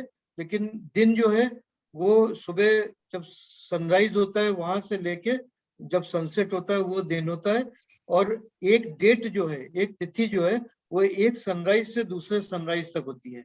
आज का सनराइज अगर यहाँ पे हम देख रहे हैं कि 6:51 है, और कल जो है वो 6:50 है, तो वो दिन जो है वो 24 घंटे से एक दिन 1 मिनट कम रहेगा, ऐसा हम कह सकते हैं। तो ये रात का जो समय है वो सनसेट से सनराइज तक रात का समय होता है, सनराइज से सनसेट तक दिन का समय होता है। और इसमें जो बीच का समय होता है वो दोपहर के 12 बजे और रात के 12 बजे। दोपहर के 12 बजे से पहले सनराइज तक का जो समय होता है वो पहला प्रहर होता है, और दोपहर के 12 बजे से लेकर सनसेट तक दूसरा प्रहर होता है। सनसेट से लेकर रात के 12 बजे तक तीसरा प्रहर होता है, और रात के 12 बजे से नेक्स्ट सनराइज तक चौथा प्रहर होता है। और ये इक्वली 6-6 घंटे के नहीं होते, उससे कम ज्यादा होते हैं। अगर इन चारों भाग को, एक दिन के 24 घंटे के चारों भाग को अगर हम अलग अलग समझने की कोशिश करें, तो इसमें हम देखेंगे सनराइज के ठीक पहले का जो समय होता है, जब लाइट जो है वो होराइजन पे दिख रहा है, लेकिन अंधेरा जा रहा है और प्रकाश आ रहा है, लेकिन सूरज निकला नहीं है, वो दिन का सबसे ठंडा समय होता है। और वो समय जो है, उस समय दिन बिल्कुल शांत रहता है, हवा सबसे कम रहती है, उसी का उल्टा जो है वो समय होता है जिस समय दिन सबसे गर्म होता है, और वो कब होता है? दोपहर के 2-2:30 बजे का जो समय होता है। सूरज बिल्कुल हमारे सर के ऊपर नहीं होता है, लेकिन थोड़ा सा पश्चिम की तरफ होता है, वेस्ट की तरफ होता है, लेकिन सबसे गर्म समय जो होता है उसको आप खुद महसूस कर सकते हैं दिन में, वो होता है करीब 1:30 से 2:30 बजे के बीच में। वो वैरी करता रहता है क्लाइमेटिक कंडीशन के हिसाब से, लेकिन वो सबसे गर्म समय होता है। तो इसकी अहमियत क्या है, इसका ये रेलेवेंस क्या है, हम इसको थोड़ा सा यहाँ पे एक्सप्लेन करेंगे। जिस समय बिल्कुल ठंडा समय है, उस समय वातावरण बिल्कुल ठंडा है, हवा जो है वो ठंड है, और हवा में नमी सबसे ज्यादा है। ठीक है। जैसे जैसे सूरज निकलता है, सूरज की रोशनी डायरेक्ट पड़नी शुरू होती है, सूरज ऊपर चढ़ना शुरू होता है, सूरज की रोशनी सीधी पड़नी शुरू होती है, दिन गर्म होता जाता है। जैसे जैसे दिन गर्म होता है वैसे वैसे हवा भी गर्म होता है। हम ये अच्छी तरह से जानते हैं कि गर्म हवा जो है ऊपर रहता है और ठंडी हवा नीचे रहता है। तो जैसे जैसे सूरज ऊपर उठता है वैसे वैसे हवा गर्म होती है और वो ऊपर उठती जाती है। जब हवा ऊपर उठ जाती है तो जमीन के सतह पर जो हवा है वो ऊपर उठ गई, तो जमीन के अंदर जो हवा है, जैसे मैंने सॉइल के लिए पहले दिन हमने बताया था कि 25% एयर होता है, तो वो 25% एयर जो है वो निकलना शुरू होता है, क्योंकि जो हवा ऊपर गई है उसकी जगह लेने के लिए। तो ये जो प्रोसेस होता है, हवा निकल रही है जमीन से बाहर, ऊपर जा रही है जैसे जैसे दिन गर्म हो रहा है, ये एक प्रक्रिया है। इसके बाद जब दिन पूरा सबसे ज्यादा गर्म रहता है, जिस समय वो 2-2:30 बजे के समय, उस समय हवा ऊपर होती है और जमीन के अंदर की हवा बाहर निकलती है। फिर सूरज जब ढलना शुरू हो जाता है तो आप अचानक देखते हैं 2:30-3 बजे के बाद आधे एक घंटे में, 1.5 घंटे में जो टेम्परेचर काफी डाउन हो गया, थोड़ा आराम महसूस करते हैं, ठंडक महसूस करते हैं। गर्मी के दिन में भी अगर आप बाहर हैं तो अचानक आप देखते हैं 3, 3:30, 4 बजे मौसम थोड़ा सा ठंडा लगता है, सुहावना लगना शुरू हो जाता है। वो क्यों होता है? क्योंकि सूरज ढलना शुरू होता है, टेम्परेचर कम होना शुरू हो जाता है, और जैसे जैसे टेम्परेचर कम होता है वैसे वैसे हवा भी धीमे धीमे नीचे आनी शुरू होता है, और जैसे जैसे नीचे आनी शुरू होती है, जमीन के सतह पे जो हवा है वो धीमे धीमे जमीन के अंदर जानी शुरू होती है, जो पोर्स होते हैं उस तरीके से। तो ये जो हवा निकलने का प्रक्रिया और हवा अंदर जाने का प्रक्रिया जमीन में, इसको हम अपने जो हम सांस लेते हैं, इनहेलिंग और एक्सहेलिंग, जो हम हवा बाहर निकालते हैं एक्सहेल करते हैं, या जो हम हवा अंदर लेते हैं इनहेल करते हैं, तो शाम के समय और उसके बाद रात के समय जमीन जो है वो इनहेल करता है, और सुबह के समय और दोपहर के समय तक वो एक्सहेल करता है।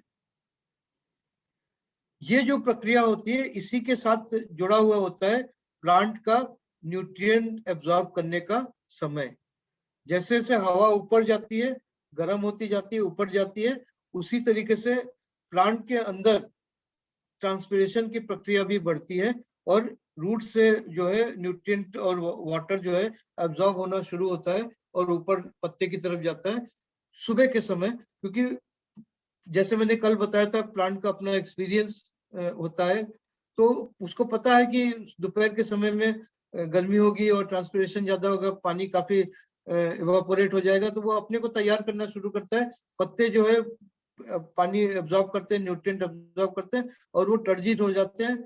और आप सुबह जो मैंने बताया 9:30-10 बजे के आसपास, 8 बजे, 9 बजे, 10 बजे के आसपास देखेंगे कि प्लांट काफी फ्रेश दिखता है, क्योंकि उसमें काफी पानी चला जाता है, और उस समय ट्रांसपिरेशन शुरू होता है, और उस समय जो स्टोमेटा होते हैं वो खुलते हैं। इसलिए मैंने बताया जैसे जैसे सनलाइट डायरेक्टली पड़ना शुरू होता है उस समय प्लांट के अंदर स्टोमेटा खुलते हैं, ट्रांसपिरेशन शुरू होता है, प्लांट का ब्रीदिंग अपना शुरू होता है, वो कार्बन डाइऑक्साइड लेना शुरू करता है, पत्ते के अंदर, सेल के अंदर उसका फूड प्रोसेसिंग चलता है, जिसको हम अपने किचन से भी कंपेयर कर सकते हैं। तो इस तरीके से जब हम स्प्रे कर रहे हैं, कोई भी दवाई जो हम स्प्रे कर रहे हैं, ऑर्गेनिक मेडिसिन स्प्रे कर रहे हैं, वो पत्ते के अंदर जाना चाहिए, प्लांट के अंदर जाना चाहिए। इसके लिए हम ऐसे समय में करते हैं जिस समय स्टोमेटास खुल रहे हैं और मैक्सिमम खुले हुए हैं। वो समय जो है जिस समय खुल रहे हैं वो सुबह का समय होता है, इसलिए मैंने बताया 9:30 के पहले, या समर में 9 o'clock के पहले अगर आप स्प्रे करते हैं, तो जितना आपने वो स्प्रे किया है, दवाई डाला है, मैक्सिमम वो एब्जॉर्ब होता है। और वो जो एब्जॉर्ब होता है वो उसका आपको रिजल्ट देता है। इसी तरीके से शाम के समय में हमने इरिगेशन की बात की है, उसका भी कारण यही है, जो हवा का मैंने बताया, जो ब्रीदिंग का बताया, जो इनहेलिंग का बताया। जब इनहेलिंग हो रहा है, जब हवा अंदर जा रहा है, उस समय अगर पानी आपने दिया तो पानी भी अंदर उसी के साथ एब्जॉर्ब होता है और डीप तक जाता है। कम पानी देने के बाद भी डीप तक जाता है। लेकिन अगर आप सुबह के समय पानी दे रहे हैं तो वो पानी ज्यादा डीप नहीं जाएगा, क्योंकि हवा तो बाहर की तरफ ऊपर की तरफ निकल रहा है, तो वो रिवर्स डायरेक्शन में उसको फोर्स कर रहा है, तो वो डीप नहीं जा सकता है, केवल वेट से हो जाएगा। लेकिन जब शाम के टाइम पे आप पानी देते हैं तो एक सक्शन प्रक्रिया काम करती है, वो डीप तक जाता है, रूट तक जाता है, और रूट से भी नीचे डीप तक जाता है, और कम पानी देने के बाद भी वो मॉइस्चर सॉइल में, रूट जोन में ज्यादा समय तक रहता है। तो ये है ब्रीफली अगर हम बात करें तो कैलेंडर, जो लूनर कैलेंडर का है, तो लूनर कैलेंडर में आप ये नोट कीजिए कि यहाँ पे जैसे हमने बताया है कि जब फायर साइन है, कब कब है फायर साइन, जब एरीज है, मून एरीज में है, या लियो में है, या फिर सैगिटेरियस में। मून का ट्रेवल जब इनमें है, जैसे हमने यहाँ पे बताया था कि ये सारे साइन है, जब मून का ट्रेवल फायर साइन में है, उस समय हम जो है कौन कौन सा काम कर सकते हैं, जितने भी फ्रूट प्लांट्स हैं, फ्रूटिंग प्लांट्स हैं, सीड वाले प्लांट्स हैं, उनकी सोइंग, सीड सोइंग या ट्रांसप्लांटिंग, या उनमें स्प्रे करने का, या उनमें पानी देने का, या जो भी काम करना है, इवन हमको अगर अर्थिंग अप करना है, मिट्टी को थोड़ा सा वो करना है, या मैन्योर देना है, जो कुछ भी करना है, वो अगर आप इसके हिसाब से करते हैं तो मैक्सिमम उसको बेनिफिट मिलता है। क्यों? क्योंकि ये इनका इन्फ्लुएंस जो है वो उस पार्ट पे, प्लांट के उस पार्ट में सबसे ज्यादा होता है जो हमारा प्रोडक्ट है।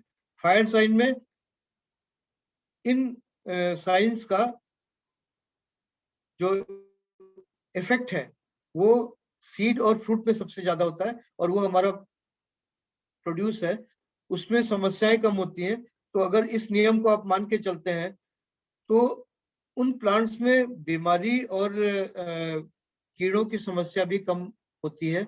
इसी तरीके से रूट वाले अगर प्लांट है, उसको आप जिस दिन अर्थ साइन है, जैसे टॉरस है या वर्गो है, या फिर ये क्या बोलते हैं, ये है क्या, ये कैप्रिकॉन है, इन दिनों में अगर आप करते हैं तो ऊपर जो प्लांट का जो ग्रोथ है, जो लीव्स है, वो आपको बहुत ज्यादा नहीं दिखेंगे, लेकिन नीचे से जब हार्वेस्ट करेंगे, कैरेट हो या रेडिश हो या जो भी पोटैटो है या ये सारी चीजें, आपको जो पार्ट एडिबल पार्ट है जो आपका प्रोड्यूस है, वो आपको ज्यादा अच्छा मिलेगा।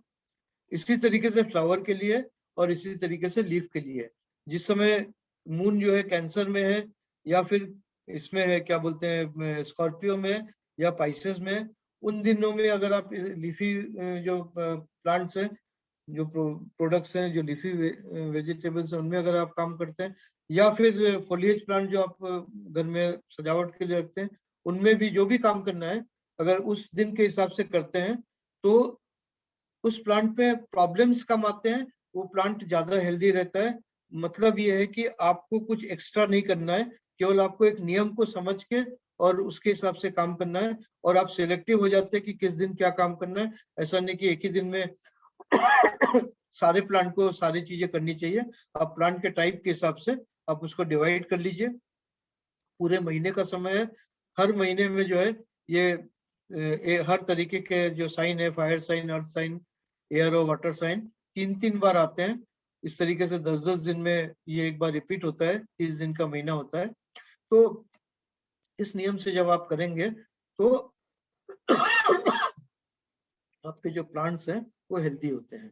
तो ये इस तरीके से डूज एंड डोंट्स हैं।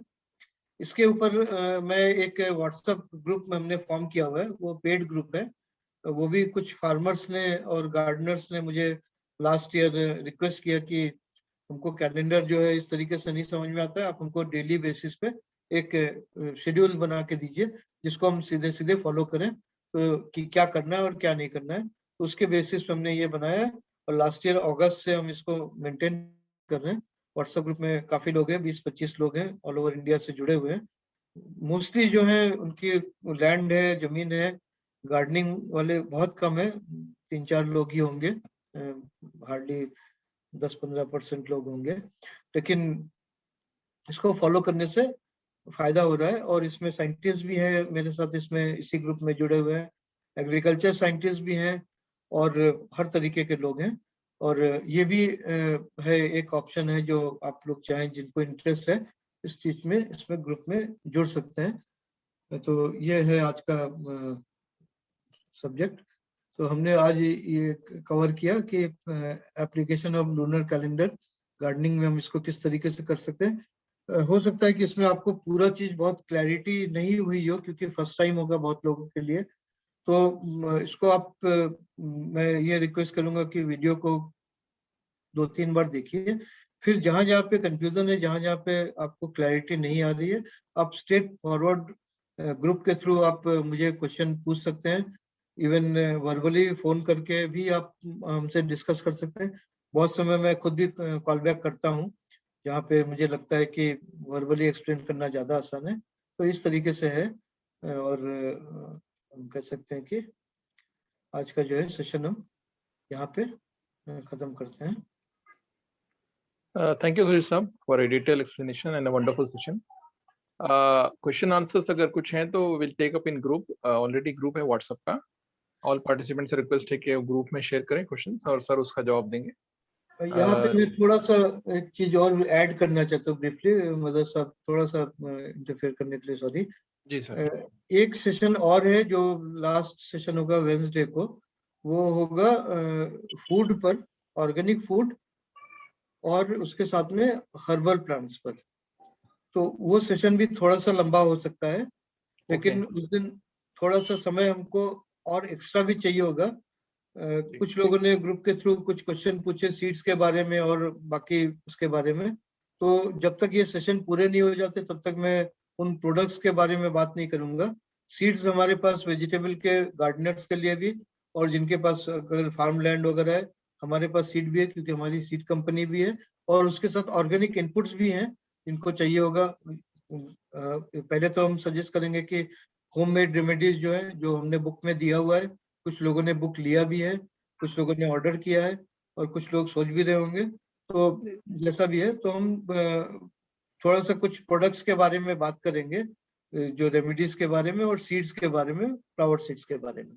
वो हम उस दिन 15 मिनट हम उसके लिए एडिशनल लेंगे एक्सप्रेस करने के लिए। Thank you. Sure sir, sure, we will manage. Thank you Suresh sir for a wonderful session. We will meet next webinar Wednesday जो लास्ट सेशन हो, we will meet again on that day. Thank you आज very अगर much. चाहे तो 1-2 question हम ले सकते हैं, थोड़ा बहुत समय मुझे लगता है कि 5-10 मिनट हम कुछ 1-2 क्वेश्चन, 3 क्वेश्चन हाँ, 2 चाहे तो क्वेश्चन कोई ले अगर, लेते हैं, कोई हाँ, अगर क्वेश्चन पूछना चाहे तो। अगर कोई क्वेश्चन हो तो क्वेश्चन करिए, 2 क्वेश्चन लेंगे हम। जिनको क्वेश्चन करना है अपने को अनम्यूट कीजिए और फिर क्वेश्चन पूछ सकते हैं। मेरा एक क्वेश्चन था। हाँ शिरीष जी, नमस्कार। नमस्कार।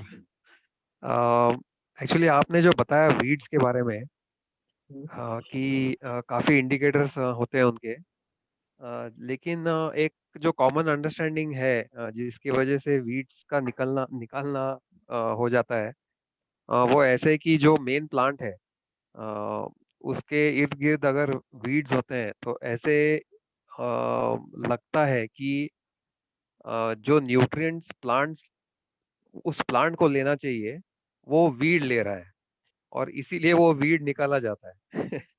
लेकिन आपने आज जो बताया कि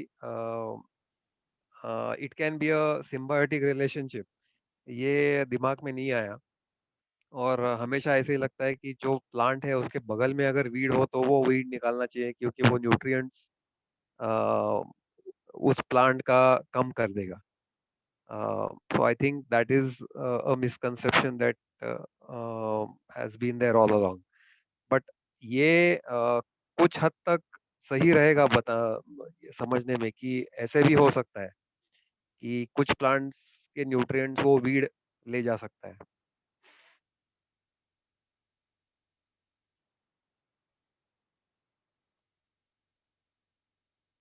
So is that understanding correct?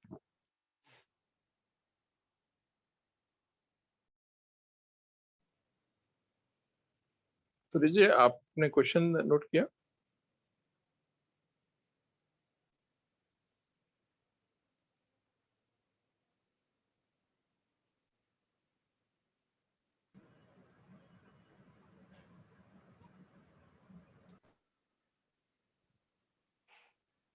Disconnect हुए हैं क्या? नहीं, वो डिस्कनेक्ट होते अभी ज्वाइन हो गए हैं। अच्छा, नोट कर रहा म्यूट है वो। हूँ। सुरजीत साहब अनम्यूट कीजिए। अभी हाँ, अभी आवाज आ रही है? हाँ, अभी भी म्यूट है, अनम्यूट है? अनम्यूट है आवाज आ ना? रही है, आपकी आवाज आ रही है अभी जी। हाँ, तो शिरीष जी आप कुछ पूछ रहे थे, तो हाँ, आपका सवाल पूरा कीजिए, फिर मैं आपको वो हाँ, करता हूँ, मैं रिप्लाई सवाल देता हूँ। ऐसा ही था कि वीड्स प्लांट्स के न्यूट्रिएंट्स ले सकते हैं और इसीलिए वो निकाला जाता है, ऐसी एक समझ थी। तो कुछ केसेस में वो समझ ठीक होगी मेरे ख्याल में कि प्लांट के न्यूट्रिएंट्स भी वीड ले सकता है, ऐसे होता है क्या? एक्चुअली यहाँ पे थोड़ा सा मैं फनी तरीके से रिप्लाई दूंगा, क्योंकि मैं तो एग्रीकल्चर का स्टूडेंट रहा हूँ, और जब मैं स्टूडेंट था तो मैंने वही पढ़ा जो आपने, ठीक है। लेकिन जब मैं किसानों के साथ कनेक्ट हुआ और खेतों में ज्यादा मैंने किसानों के साथ काम किया है, ऑल्दो मार्केटिंग में था, लेकिन मार्केट में मैं कम समय देता था, किसानों के साथ ज्यादा समय देता था। तो वहां पे बहुत कुछ मैंने किसानों से भी सीखा है और बहुत कुछ मैंने किसानों को बताया भी है। तो मैंने वहां पे देखा है कि कुछ किसान है जो वीड्स को चैनल के बीच में मल्चिंग के लिए यूज करते हैं ट्रेडिशनली। जो किसान जो ट्रेडिशन को बिलीव करते हैं, साइंस के बजाय जो ट्रेडिशन है उसको बिलीव करते हैं, वो वीट निकालते तो हैं, और निकालने का समय जो मैंने बताया आज उसी तरीके से निकालते हैं। ये ट्रेडिशनल नॉलेज है जो जनरेशन टू जनरेशन चला आता है, और उनको उनके सॉइल के अंदर फर्टिलिटी की कमी नहीं होती है, और उनका जो क्रॉप है उसका हेल्थ अलग अच्छा दिखता है। और जो किसान इसमें बिलीव नहीं करते हैं और वीट को निकाल के अपने प्लॉट के जो कमर्शियल क्रॉप उसका जो प्लॉट है उसका जो फेंस है उसके बाहर फेंक देते हैं, है ना, उनको वो फर्टिलाइजर यूज करते रहते हैं, और उसके साथ में जो फर्टिलाइजर यूज करते हैं तो उसके साथ में और भी प्रॉब्लम्स आते हैं, क्योंकि जब आप केमिकल फर्टिलाइजर दे रहे हैं, ज्यादा नाइट्रोजन दे रहे हैं, तो पेस्ट को आप इनवाइट कर रहे हैं, डिजीज को इनवाइट कर रहे हैं। अगेन वो डिटेल में चला जाता है बहुत कि क्यों होता है, कैसे होता है। तो कुल मिला के मैं ये कहना चाहता हूँ कि जो प्लांट अनवांटेड है उसको आप बाहर मत फेंकिए, रिसाइकलिंग कीजिए।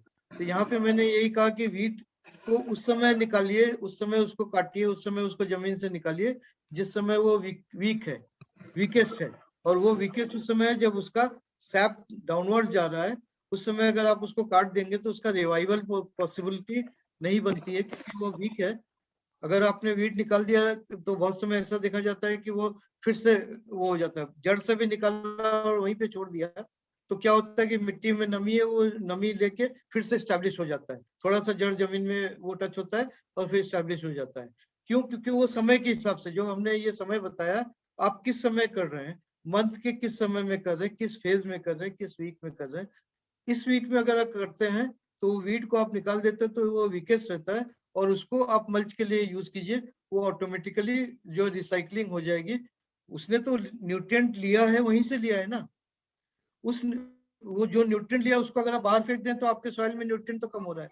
लेकिन अगर आपने इसको वहीं पे रिसाइकिल किया, तो जैसे मैंने पहले बताया वीट में कि वीट जो है जहाँ पे कोई कल्टीवेशन नहीं होता वो रिसाइकलिंग करता है। कोई भी सॉइल जो है, जब बरसात के मौसम में जब नमी है जमीन में तो वो ग्रीन रहता है। तो अलग अलग तरीके के वीट होते हैं, उनका रूट सिस्टम अलग अलग होता है, वो न्यूट्रिएंट लेता है, उसकी रिसाइकलिंग होती रहती है, न्यूट्रिएंट की बैलेंसिंग होती रहती है। तो ये जब आप वीट को वहीं पे रिसाइकिल करेंगे, उसी जमीन के अंदर आप रखेंगे, तो वो न्यूट्रिएंट को ऐड करेगा कम करने के बजाय। शुक्रिया जी, ठीक है। Thank you. तो हमने वीडिंग नहीं करने की बात नहीं की, हमने वीडिंग करने की बात की है, लेकिन किस समय करनी है। उस समय अगर आप करेंगे तो महीने में एक बार वीडिंग करने की जरूरत पड़ेगी। और एक जो क्रॉप का जो साइकिल होता है, अगर एवरेज हम 4 महीने का माने तो 4 महीने में मैक्सिमम 2 से 3 बार वीडिंग करने की जरूरत पड़ती है, अगर उस नियम से आपने वीडिंग किया। अदरवाइज हमने देखा है खेतों में कि 3 बार 4 बार 5 बार वीडिंग करते हैं, जैसे ही थोड़ा सा बढ़ गया घास तो उनको लगता है कि अरे ये तो नुकसान कर रहा है, सारा न्यूट्रिएंट ही खा के ले जा रहा है, तो निकालते हैं और निकाल के फेंक देते हैं। और मैं आपको बताऊं कि एक्चुअल कमर्शियल कल्टीवेशन में सबसे ज्यादा एक्सपेंसेस जो है वो वीडिंग पर ही आता है। बेशक आप वीडिसाइड यूज कीजिए या मैनुअल वीडिंग कराइए, जैसे भी करिए, फार्मर्स का सबसे बड़ा प्रॉब्लम वीड है और सबसे ज्यादा एक्सपेंसेस भी वीड में ही होता है। तो अगर वीड को आप रिसाइकिल करना शुरू करें तो कोई दिक्कत नहीं है, आप इसको कंपोस्टिंग में यूज कर सकते हैं।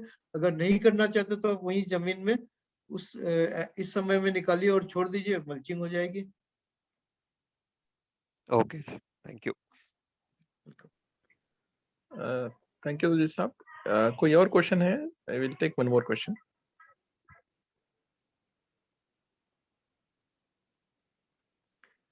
अपने को अनम्यूट कीजिए और सवाल पूछिए अगर किसी को पूछना है तो। मेरी आवाज आ रही होगी सबको? जी आवाज आ रही है। केवल चेहरा नहीं दिख रहा है, क्योंकि हमारे यहाँ पे अमावस्या हो गया अभी।